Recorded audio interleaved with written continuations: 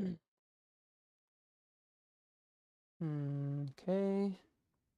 My voice. How's my voice?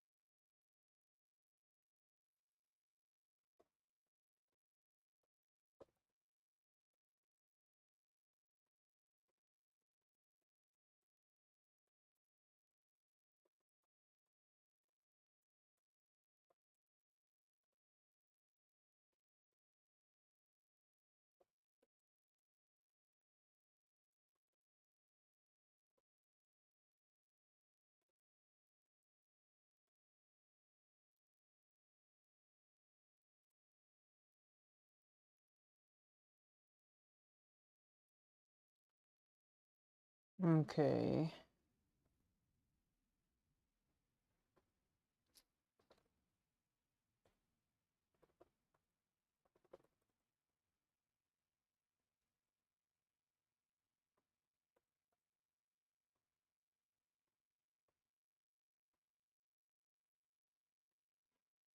Okay. We got a tweet sent out.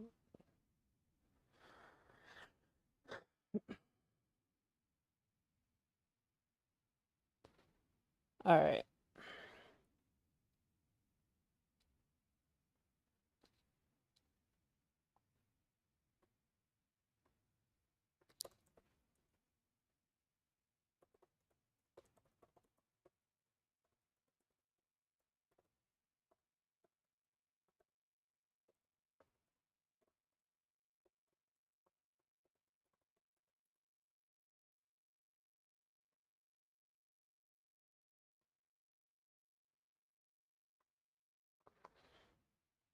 All right, y'all.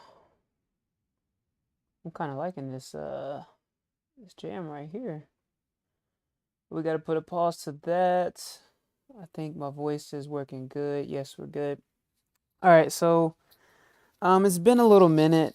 I've been spending some time doing a contest with one of the homies, so I hadn't had time to really jump into Ethernaut, but wanted to kick off or start up where we left off last, which was Gatekeeper 1. So, very tough problem, level 4. Uh, yeah, very tough problem. A lot of underlying knowledge of EVM is needed for this one. Um, and yeah, it's a very tough problem, and I ran into I think I was working on it for like 2 hours. This is about as far as I've gotten. There's just to give a quick overview, there's a few gates that you have to pass in order to successfully complete this problem. You have a gate 1, which message.sender has to be different from the transaction origin. That's fine. We just make this a contract. Gate 2, we have to require that the gas left when executing this gate is at 8191. The So yeah, we ran into the issue where we could not get past this gate, and yeah, I struggled on it for like a good hour and a half. So in this session, what we're gonna do is I'm gonna pretty much look up the solution or start to look up the solution, and you're gonna see my process of how if I can't solve a CTF problem, how are you supposed to take a look at that? How do you study it? So this is a great learning exercise overall. Um, I did learn a few things. I made an attack contract. What's happening with my second screen? Having some issues here with my screen display. But so yeah, I learned how to um, force send like a certain amount of gas when sending a transaction. I was trying to calculate this gas limit because whenever I was running into gate 2, I was trying to print off, like how much gas is left when we hit it. And I thought I was hitting it, but I apparently was not. So I actually ended up looking into this one while I was off. I shouldn't have looked and not shared it, but essentially what I did was gatekeeper 1, Ethernaut, right up. So I think it was, yep, it was this one. And so what I did was I walked all the way through to where I got stuck and saw that what should be done here is a brute force type of attack. So what I was trying to do was actually calculate, right? I was actually trying to calculate, um, hmm, having issues with Wi-Fi and everything. Okay.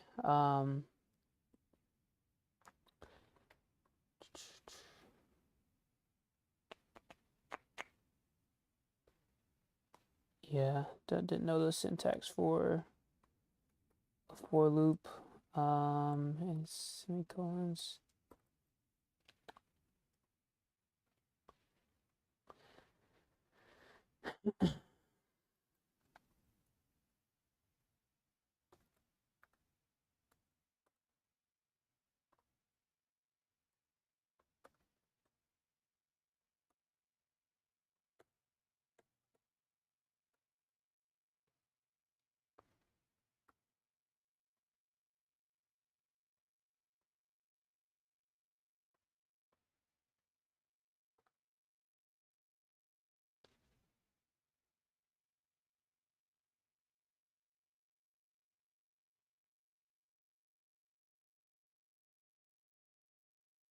Hmm.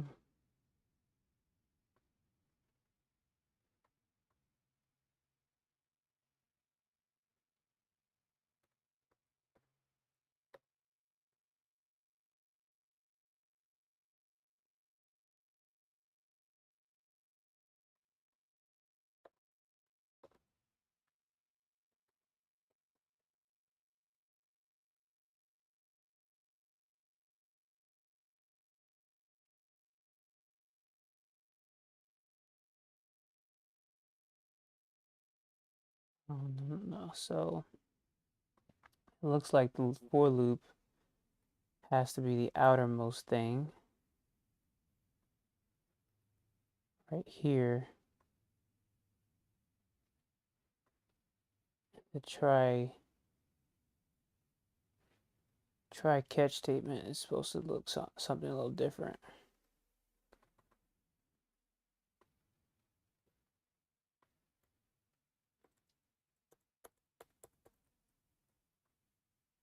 Actually, let me just redo this.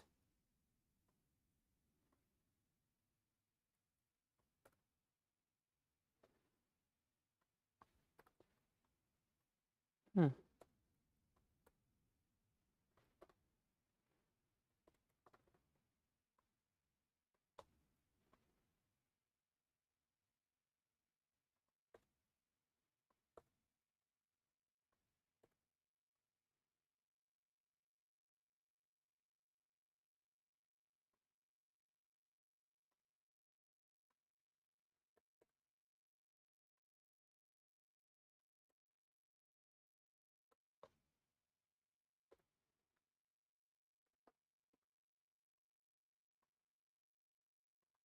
Interesting.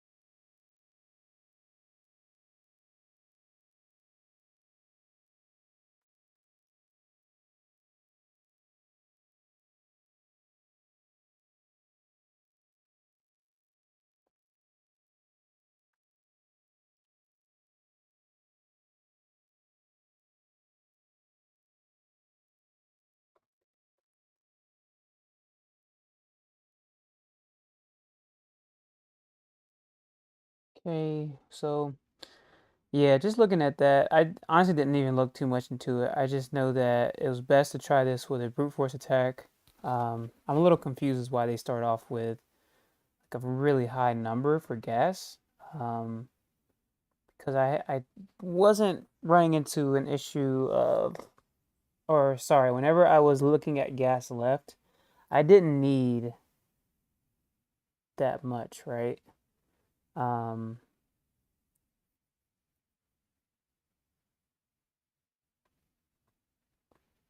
so like, what if we just said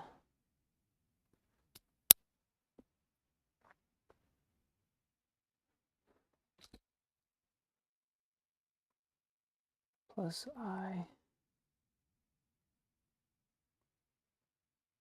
I remember around the ballpark of where we were.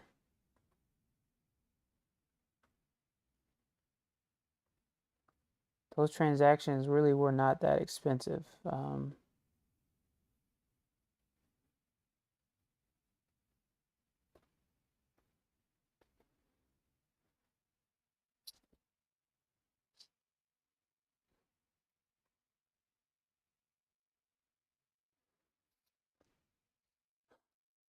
So let's just try this and just see what we get, right? So,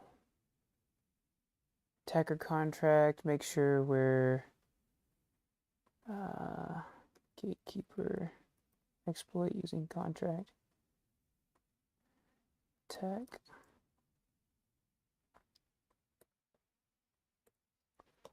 All right. 868. Accidentally made the wrong thumbnail for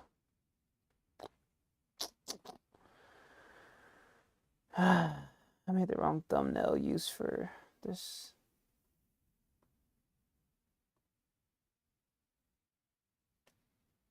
post, but let's change that to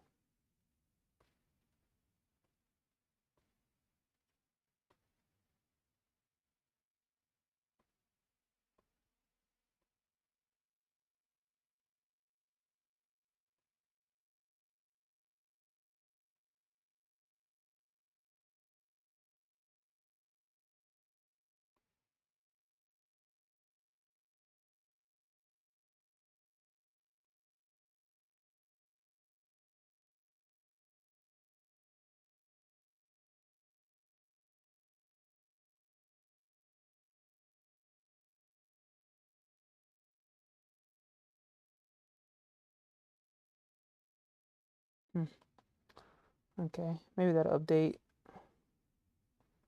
but did not mean to use Solidity ATL for that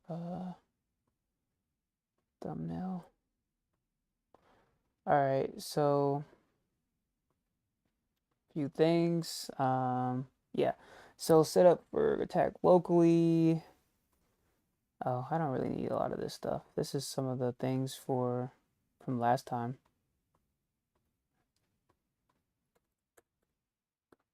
Okay. Get keeper. Keep one guy. Yep. Contract. Deploy. Okay. All right. So also don't need this either right here.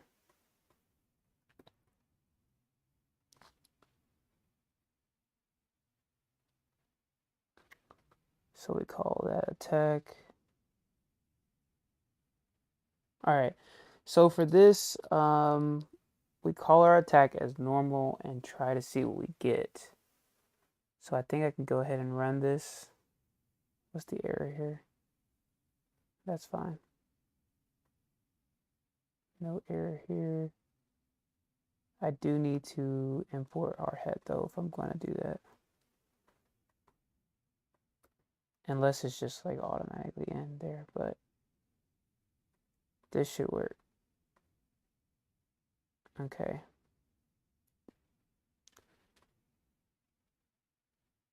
So I don't need that in this contract.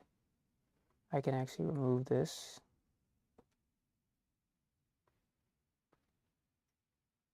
And what we can do is before we do that, let's clean this.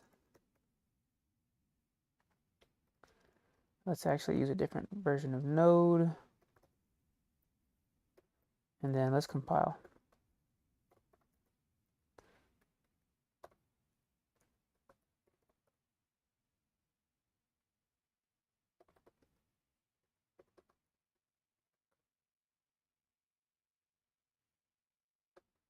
Could I not just have done this?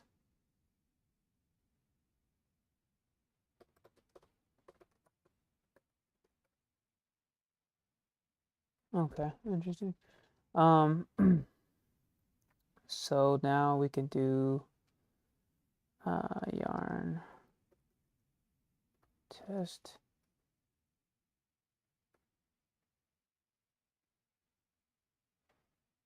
So it's running this loop. Let's see if it works on one of them.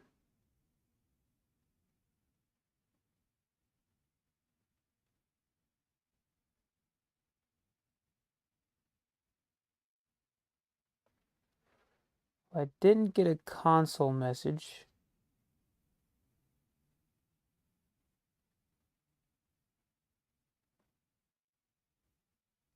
So we did not make it past gate 2 at any point in time.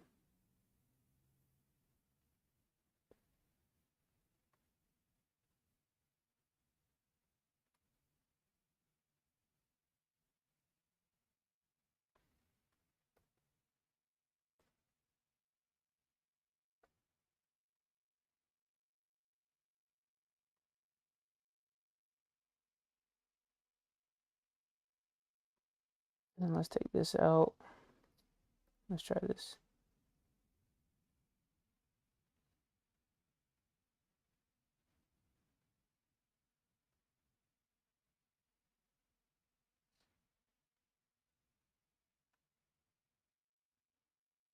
No.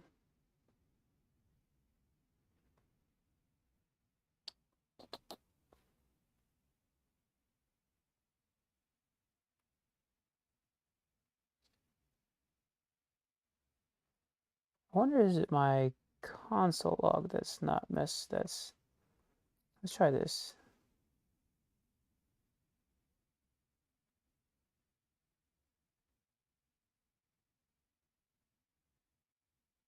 Okay, so it will print if we actually do catch. But I think the issue here is that the transaction is still reverting in every scenario. So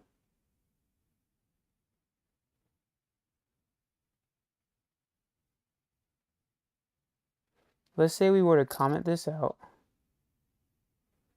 And let's say we were to, no. Let's actually do this. Let's just copy this. Because I just want to see if the function is actually able to enter it. So let's do that. So gate 1, gate 2. All right. So now what this is going to do is completely ignore gate 3 and let us know if we're just entering correctly. So we have it here. And then also what we're going to do is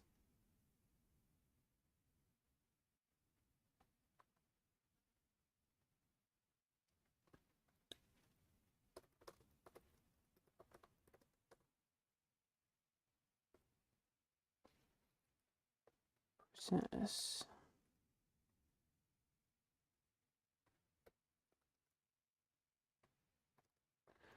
All right, so that's going to let us know what amount of gas we use for I. Okay, so let's hope this one works. It's completely ignoring the others, and yeah. So let's try this.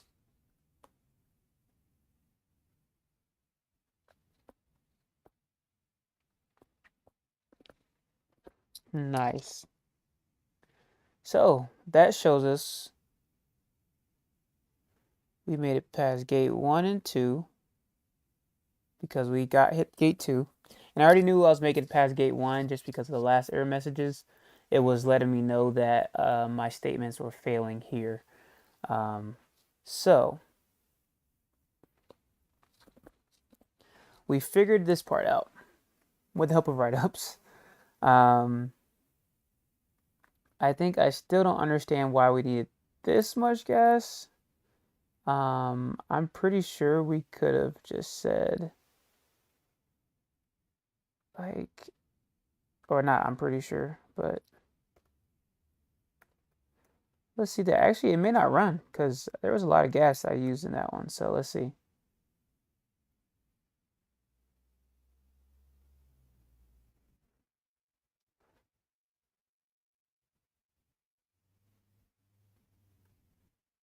Yeah, it didn't work at all. So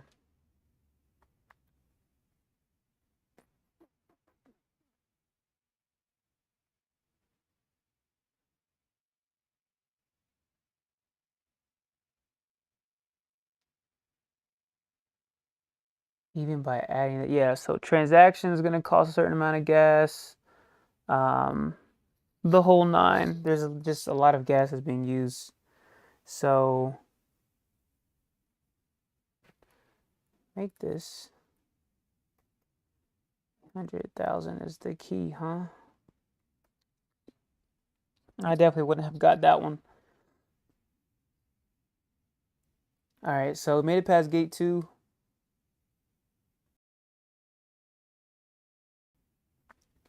All right, so yeah, so we made it past gate 2, and we know how now.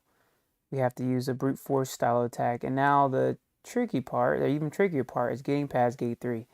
So these were interesting because you can convert bytes apparently to all these other, sorry, not bytes, but we're supposed to be passing in an address, and now that it's asking for us to pass in a bytes 8. So my first initial thought was, okay, since this address can be, a bytes value, we can convert that from bytes to some uint and try to go from there.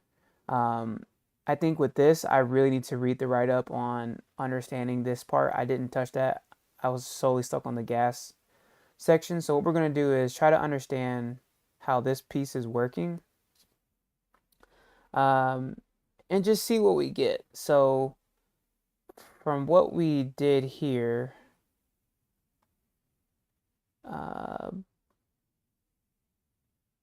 so now we're passing in a key. What was that key? I think I automatically pass it. Oh, perfect. Key is test here. So that was, yeah. So I was just using a random key to see what we would get, right?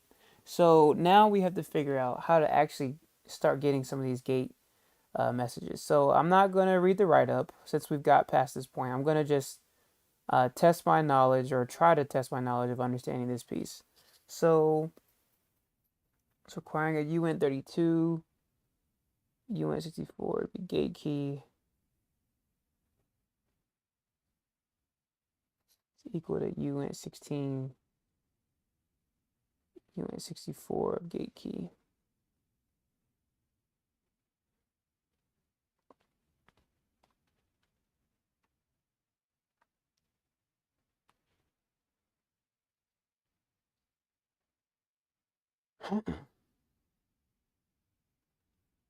So in my eyes, honestly, if I pass in an actual, I think this has to be an address. So let's take this out, take that out.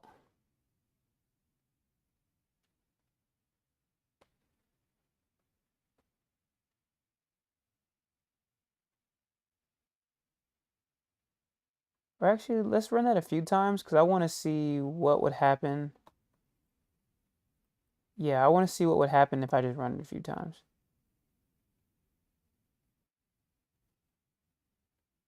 Okay. So locally,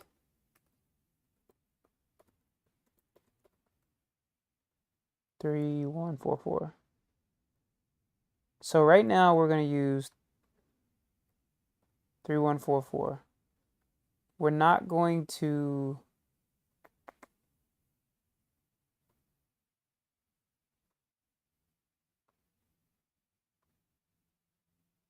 let's make two different attacks.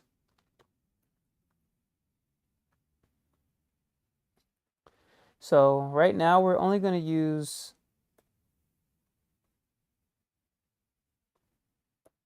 this. I'm not going to use a try-catch statement because we already know what this is going to be, right? We know it's 3144.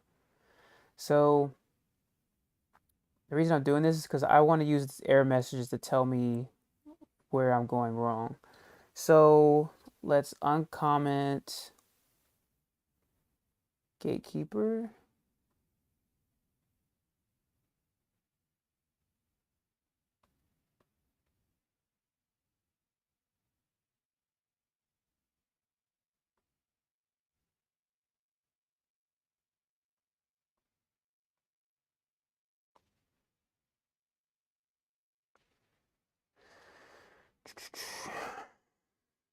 Let us, yeah, uncomment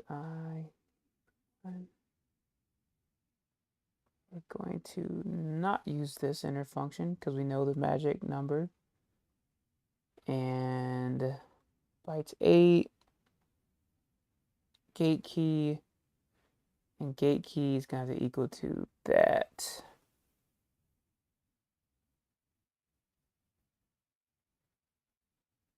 All right, and it's supposed to be equal to, and then this last gate, it's supposed to equal transaction.origin. So, um,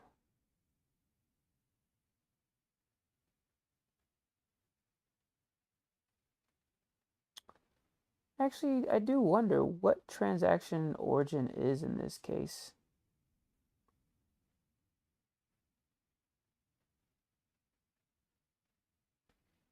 Like, I know it's the original address, but I'm trying to figure out my, I don't actually know what my local node address is.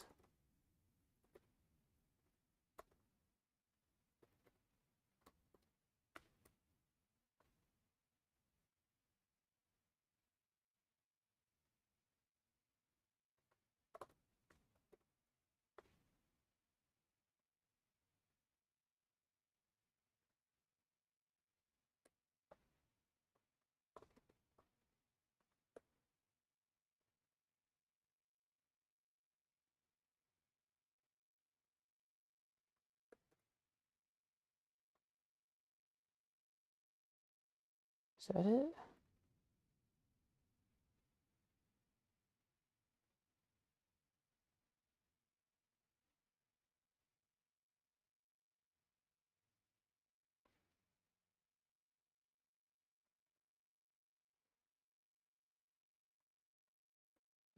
Let's get attacker. It's gonna be good. No, it's a type of address.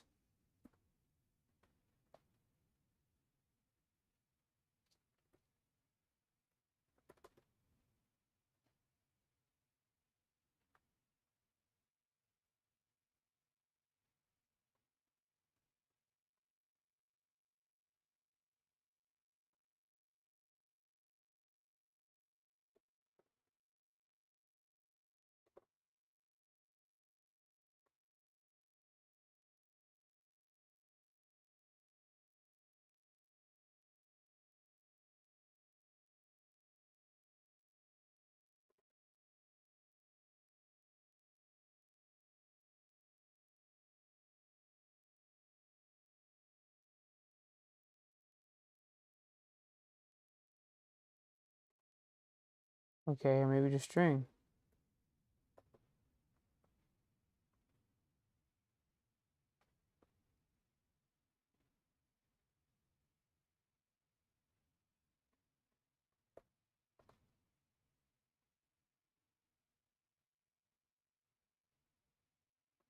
Okay.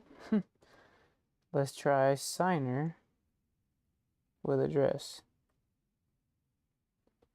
What's the issue now?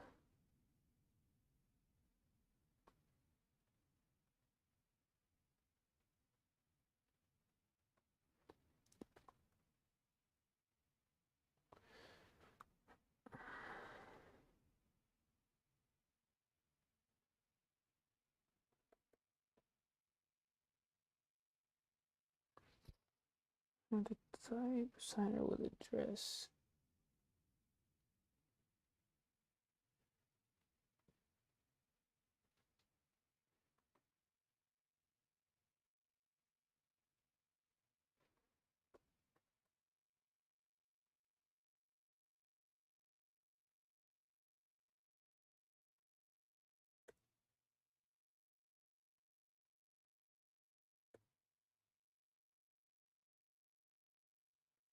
I honestly can't remember.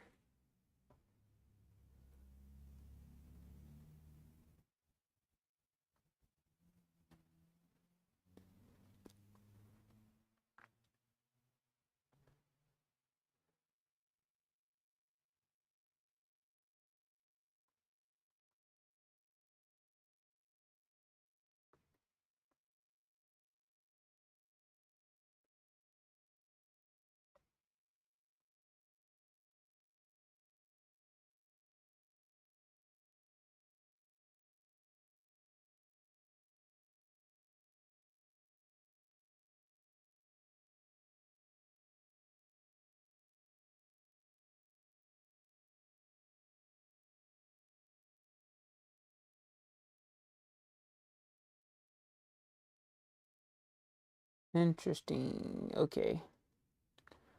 So entering it a little wrong.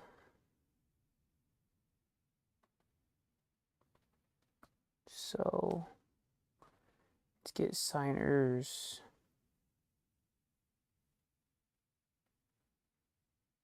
Interesting how that worked this in this case, but not the other. I'm still getting a promise signer with address. So let's grab attacker dot address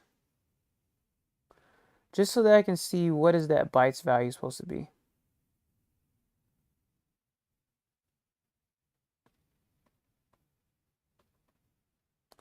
Let's maybe move it up here.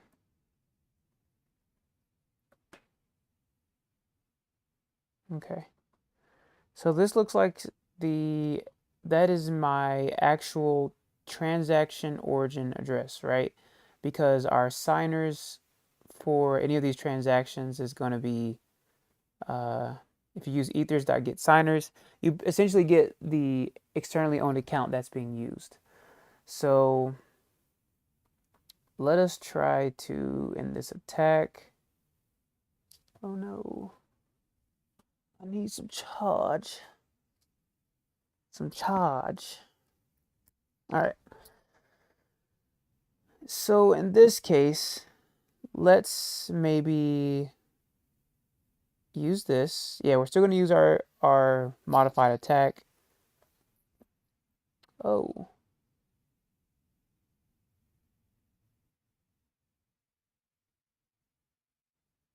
Interesting.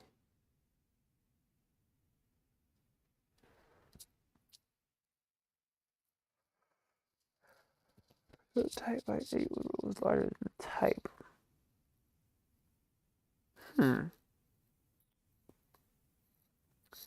So that means if we take a bytes, let's say we take a bytes 32. What's wrong with this? Okay, can I just take a bytes? Does that work?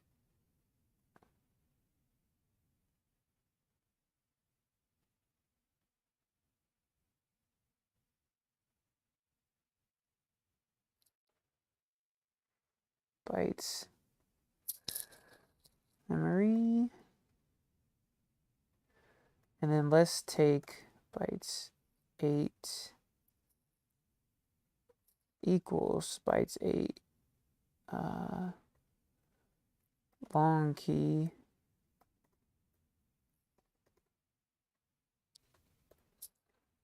Okay. And then what we're going to do is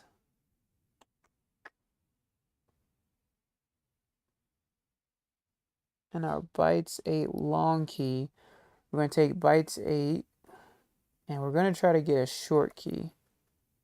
Well, let's just call that regular key. And this is actually, I don't know what's going to happen here, but we'll have some idea. There's a concept of casting, but if you cast from and this is typically a bug in Rust programs, where if you cast from a larger data type to a smaller, it's usually going to truncate and like cut off some of those values. So I don't know what this new one's going to look like, but let's say we cast bytes 8 to this long key right here, which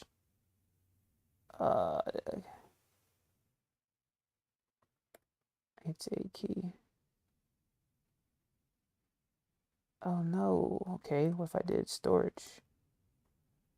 No. It's not called data, so I don't know. I don't think that would work. Okay. So this is definitely the part where, when you get stuck, you first do some research on, what's going on, try to assess the problem, and then you should start taking a look at specific write-ups. So we've already looked at some of the write-up for the